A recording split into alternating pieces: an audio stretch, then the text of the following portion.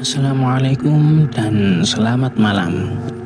Kembali lagi bersama channel Ritual Malam, channel yang akan menceritakan kisah-kisah horor, mistis, yang akan menemani malam-malam kalian dengan cerita-cerita tersebut. Jangan lupa ikuti terus channel kami, like, subscribe, share, dan komen supaya kita semakin semangat untuk membuat cerita-cerita yang baru. Langsung saja tanpa basa-basi, kita kali ini akan masuk di dalam cerita yang berjudul Panti Asuhan Terkutuk, teror yang bangkit dari dosa lama. Malam itu seharusnya hanya menjadi kunjungan biasa. 4 sahabat lama datang ke sebuah panti asuhan terpencil di tengah hutan untuk menjenguk pengasuh mereka yang sedang sekarat. Namun mereka tidak tahu satu hal, tempat itu menyimpan dosa yang belum pernah ditebus. Dan seorang atau sesuatu akhirnya datang untuk menagihnya. Cerita dimulai ketika Arman, seorang pria berusia 30-an, memutuskan kembali ke panti asuhan tempat ia dibesarkan dulu. Ia tidak datang sendirian. Ia datang bersama istrinya Dina dan kedua anak mereka, Raka dan Sinta. Di perjalanan menuju panti, Arman terlihat gelisah. Tempat itu menyimpan terlalu banyak kenangan yang tidak semuanya indah. Sesampainya di sana, mereka bertemu 3 sahabat lama Arman. Bimo bersama istrinya Rani dan anak mereka Leo, Farid yang datang bersama istrinya Nadia. Mereka semua datang untuk satu alasan, Pak Harjo, pengasuh panti yang merawat mereka sejak kecil, sedang sakit keras dan mungkin tidak akan bertahan lama. Panti asuhan itu tampak jauh lebih tua dari yang mereka ingat. Cat tembok mengelupas, lorong-lorongnya gelap, dan suasana di dalamnya terasa aneh, seolah tempat itu tidak ingin mereka kembali. Malam pertama di panti terasa normal. Mereka makan bersama, mengenang masa kecil, dan berbincang dengan penghuni panti yang masih tinggal di sana. Namun sesuatu mulai terjadi. Sinta, anak Arman, mulai mengeluh gatal di tubuhnya. Ketika Dina memeriksa kulitnya, ia menemukan sesuatu yang aneh. Ada benang tipis keluar dari kulit Sinta. Awalnya mereka mengira itu hanya luka kecil. Namun ketika Dina mencoba menarik benang itu tidak habis-habis keluar dari dalam tubuh Sinta. Sinta menjerit kesakitan. Semua orang panik. Di tempat lain, Leo, anak Bima, mulai mengalami kejadian yang lebih aneh. Ia merasa ada sesuatu di kamar mandi. Saat menyalakan lampu, ia melihat ratusan kelabang merayap keluar dari saluran air. Kelabang itu memenuhi lantai dinding, bahkan merayap ke tubuhnya. Leo menjerit, dan Leo sangat takut dan histeris. Arman dan teman-temannya mulai menyadari satu hal. Teror yang terjadi sepertinya hanya menargetkan mereka, bukan anak-anak panti, bukan pengurus lain, hanya mereka. Dan itu membuat Arman mulai mengingat sesuatu yang selama ini ia coba lupakan. Sesuatu yang pernah terjadi bertahun-tahun lalu di panti itu. Namun setiap kali ia mencoba mengingat lebih jauh, seolah pikirannya menolak. Seolah ada sesuatu yang tidak ingin kebenaran itu terungkap. Malam semakin larut. Farid pergi ke kamar mandi. Saat ia melihat ke cermin, ia melihat seseorang berdiri di belakangnya. Seorang wanita. Rambutnya panjang, wajahnya rusak, tubuhnya penuh luka, dan matanya penuh kebencian. Wanita itu berbisik pelan, "Kalian semua harus membayar." Lampu kamar tiba-tiba mati. dan jeritan Farid terdengar menggema di seluruh panti. Teror baru saja dimulai. Malam di panti asuhan itu semakin panjang. Jeritan demi jeritan mulai terdengar dari berbagai sudut bangunan tua itu. Anak-anak menangis, orang dewasa panik, dan semua yang terlihat mulai merayap di setiap ruangan. Mereka datang ke tempat itu hanya untuk menjenguk seseorang yang sakit. Namun sekarang mereka sadar, mungkin mereka tidak akan pernah pulang dari tempat ini, karena seseorang yang dulu mereka sakiti akhirnya datang kembali. Dan kali ini dia tidak datang untuk memaafkan. Setelah kejadian mengerikan di kamar mandi yang menimpa Farid, semua orang mulai diliputi ketakutan. Farid ditemukan dalam keadaan lemah di lantai kamar mandi.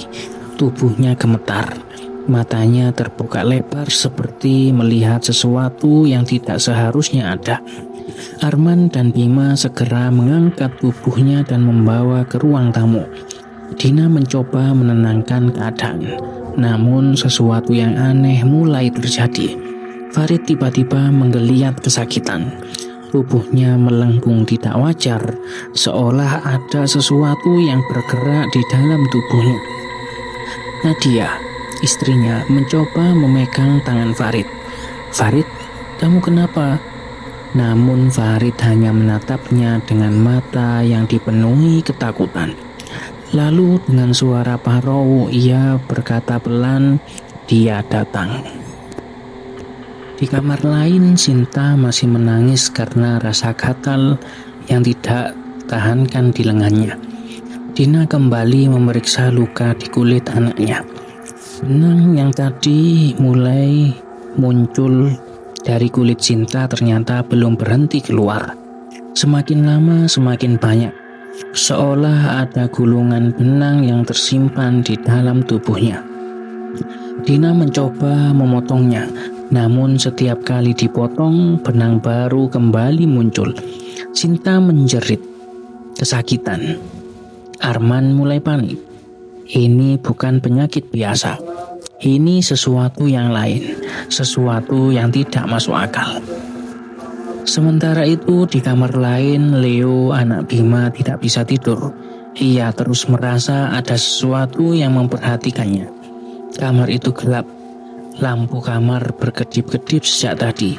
Leo mencoba memejamkan mata, namun suara aneh mulai terdengar. Suara seperti sesuatu yang merayap di dinding.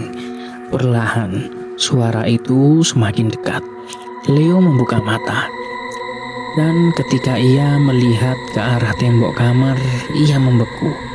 Ratusan kelabang merayap keluar dari celah tembok.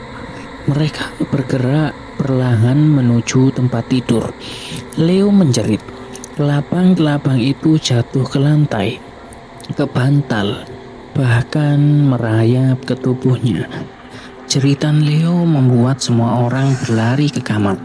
Namun ketika pintu dibuka, kelabang-kelabang itu tiba-tiba menghilang, seolah tidak pernah ada. Setelah beberapa kejadian aneh terjadi, Arman mulai merasa ada sesuatu yang salah. Ia berjalan menyusuri lorong panti yang sepi.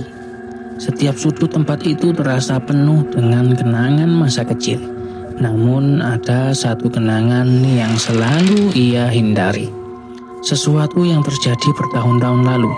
Sesuatu yang melibatkan dirinya dan teman-temannya. Namun ingatan itu seperti terkunci di dalam pikirannya, seolah otaknya menolak untuk mengingat. Arman akhirnya bertemu dengan seorang penghuni lama panti yang masih tinggal di sana. Namanya Pak Surya, salah satu pengurus lama. Pria itu menatap Arman dengan tatapan aneh, seolah ia sudah menunggu Arman kembali. Arman bertanya apakah pernah terjadi sesuatu di panti ini dulu. Pak Surya terdiam lama. Lalu ia berkata pelan, "Tempat ini menyimpan dosa besar." Arman merasakan jantungnya berdetak lebih cepat. Pak Surya lalu menceritakan sesuatu yang sudah lama terkubur. Dulu pernah ada seorang wanita bekerja di panti itu. Namanya Maya. Ia bekerja di dapur, membantu merawat anak-anak. Namun suatu hari Maya dituduh melakukan sesuatu yang mengerikan. Ia dituduh melakukan ilmu hitam. Tuduhan itu menyebar dengan cepat. Anak-anak panti menjadi takut. Para pengurus menjadi marah. Dan tanpa bukti apapun, Maya mulai diperlakukan seperti penjahat. Ia dipukuli, dikurung, dipermalukan di depan semua orang.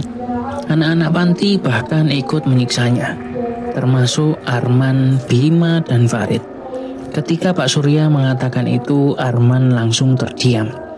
Potongan-potongan ingatan mulai muncul di kepalanya.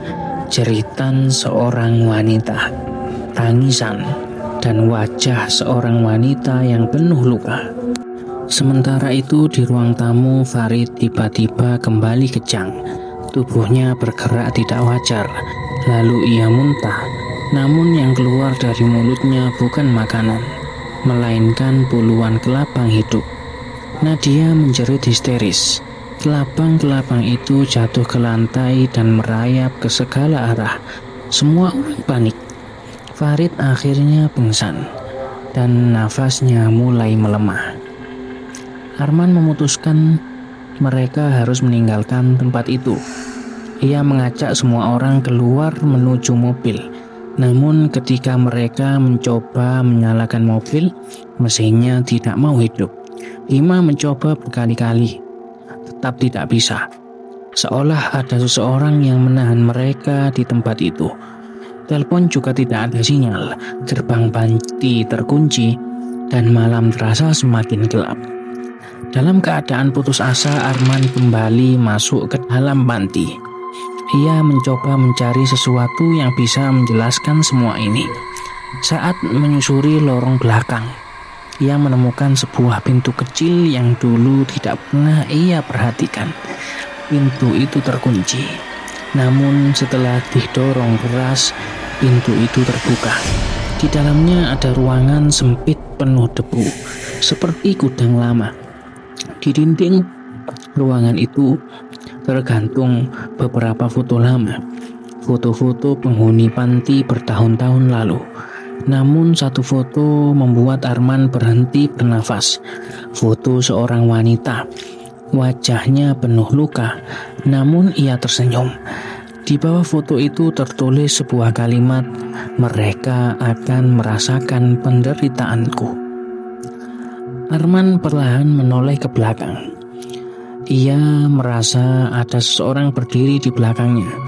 Nafasnya tertahan, tubuhnya gemetar, dan ketika ia berbalik, di pintu ruangan itu berdiri seorang wanita.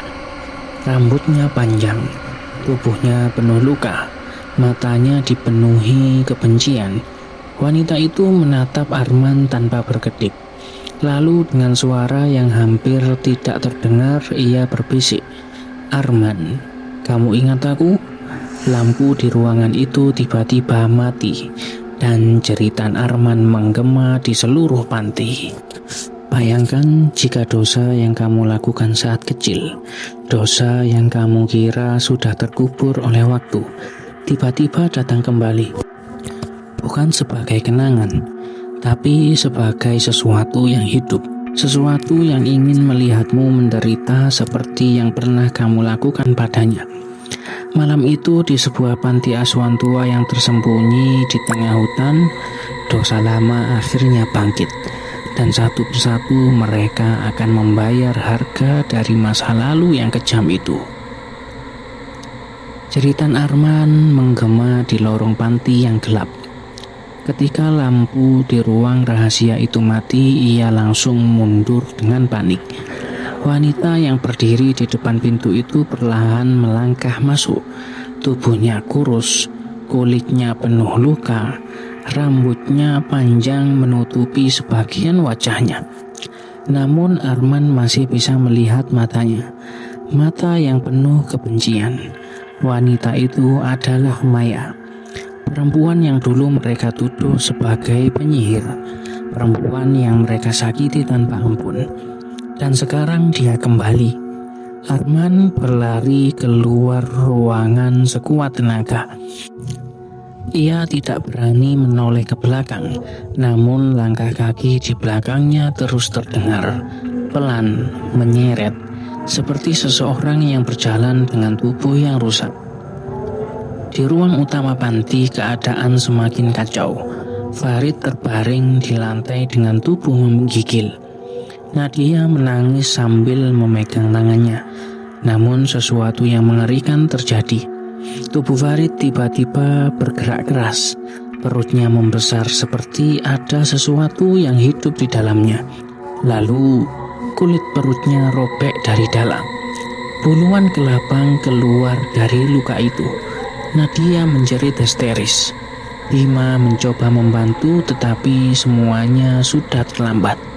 Farid mati dengan wajah yang dipenuhi rasa takut. Sementara itu, di kamar atas, Raka tiba-tiba terbangun dari tidurnya. Ia merasa kepalanya sangat sakit, seperti ada sesuatu yang menusuk dari dalam. Ia mencoba memegang kepalanya, namun ketika ia menarik tangannya, ia menemukan sesuatu yang membuatnya membeku. Di telapak tangannya ada paku kecil berkarat. Raka menjerit. Dinda dan Arman berlari ke kamar. Namun ketika mereka melihat kepala Raka, mereka tidak bisa berkata apa-apa. Dari kulit kepala anak itu perlahan-lahan keluar puluhan paku, seolah seseorang menanamkan dari dalam tubuhnya. Di tengah kekacauan itu, Arman akhirnya tidak bisa lagi menahan ingatan yang selama ini ia kubur. Potongan masa lalu mulai muncul dengan jelas di pikirannya. Dulu Maya bukanlah penyihir. Ia hanyalah wanita sederhana yang bekerja di dapur panti. Ia selalu baik kepada anak-anak, sering memberikan makanan tambahan ketika mereka lapar. Namun suatu hari, salah satu pengurus panti menfitnahnya. Maya dituduh mencuri uang panti, dan lebih buruk lagi, dituduh melakukan ilmu hitam. Anak-anak yang masih kecil dan muda dipengaruhi langsung percaya, termasuk Arman dan teman-temannya. Hari itu anak-anak panti berkumpul di halaman belakang. Maya diikat di sebuah kursi. Wajahnya lemam karena dipukul. Ia menangis sambil memohon agar mereka berhenti. Namun tidak ada yang mendengarkan. Para petugas memprovokasi anak-anak untuk ikut menghukumnya. Batu mulai dilempar. Arman ingat ia juga ikut melempar. Bima ikut menendang. Farid bahkan menyiramkan air kotor ke tubuh wanita itu. Maya terus menangis, terus memohon, namun tidak ada yang peduli. Sampai akhirnya wanita itu mengucapkan sesuatu, sebuah sumpah. Dengan suara lemah ia berkata, "Suatu hari kalian akan merasakan penderitaanku." Setelah penyiksaan itu, Maya menghilang. Para petugas mengatakan ia kabur. Namun sebenarnya ia dibunuh. Tubuhnya dibuang di sebuah sumur tua di belakang panti. Dan sejak saat itu, roh Maya tidak pernah benar-benar pergi. Di masa kematiannya yang menyakitkan, Maya tidak mati sebagai manusia biasa. Ia mati dengan dendam yang sangat besar. Dan seseorang membantu membangkitkan dendam itu. Ilmu hitam. Kutukan yang dipelajari dari tempat yang tidak seharusnya. Maya kembali bukan sebagai korban, tapi sebagai ratu ilmu hitam. Satu persatu orang yang dulu menyiksanya mulai mati. Raka terus berteriak kesakitan saat paku-paku keluar dari kepalanya. Dina menangis sambil memeluk anaknya. Namun Arman tahu mereka tidak bisa menghentikan ini. Sementara itu di dapur panti, Bima mendengar suara seseorang memanggil namanya. "Bima." Suara itu sangat pelan, namun jelas. Ia mengikuti suara itu sampai ke dapur. Ketika lampu menyala, ia melihat Maya berdiri di sudut ruangan. Tubuhnya membungkuk, wajahnya tersenyum aneh. Bima mencoba lari, namun pintu dapur tertutup sendiri dan jeritan Bima terdengar beberapa saat kemudian. Setelah itu semuanya terjadi sangat cepat. Nadia ditemukan tewas di lorong. Rani kehilangan akal karena ketakutan. Anak-anak menangis tanpa henti. Panti asuhan itu berubah menjadi tempat pembantaian. Arman sadar tidak ada jalan keluar, tidak ada tempat bersembunyi. Maya akan terus memburu mereka sampai semua orang yang pernah menyakitinya membayar dengan nyawa. Akhirnya Arman kembali ke sumur tua di belakang panti, tempat di mana tubuh Maya dulu dibuang. Ia tahu semua ini berawal dari sana, dan mungkin hanya di sana semuanya bisa diakhiri. Kabut pagi mulai turun di halaman panti asuhan. Angin berhembus pelan melewati bangunan tua yang kini dipenuhi keheningan. Jeritan yang tadi malam menggema kini telah hilang. Arman berdiri sendirian di halaman belakang panti. Di depan dirinya terdapat sumur tua yang tempat tubuh Maya dulu dibuang. Tangannya gemetar. Untuk pertama kalinya sejak malam itu dimulai, Arman akhirnya mengakui semuanya. Dengan suara pelan ia berkata, "Maafkan aku." Namun udara di sekelilingnya tiba-tiba berubah dingin. Kabut di sekitar sumur mulai bergerak. Perlahan sosok wanita muncul dari balik kabut itu. Rambutnya panjang, tubuhnya penuh luka lama yang tidak pernah sembuh.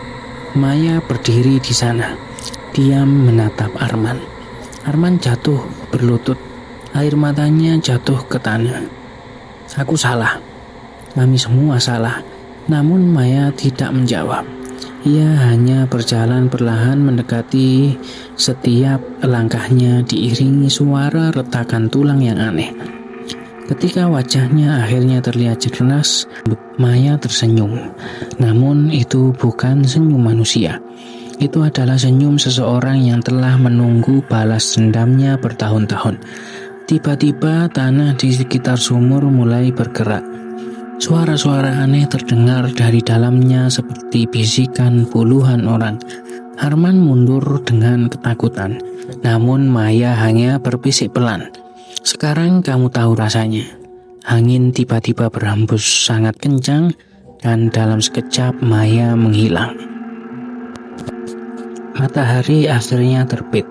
Beberapa orang yang selamat keluar dari dalam panti dengan wajah penuh trauma.